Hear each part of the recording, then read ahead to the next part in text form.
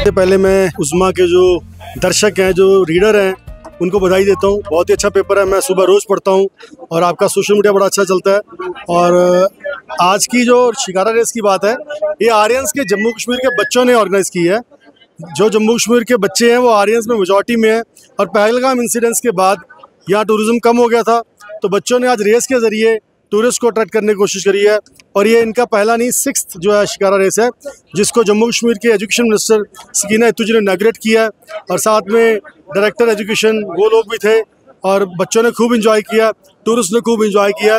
और ऐसी एक्टिविटी हम करते रहेंगे ताकि टूरिस्ट दोबारा फिर जम्मू कश्मीर आना शुरू करें। अगर कहीं जन्नत है वो यहीं आई है और हम चाहते हैं कि ज़्यादा से ज़्यादा टूरिस्ट आए, ज़्यादा से ज़्यादा इस खूबसूरती को एंजॉय करें।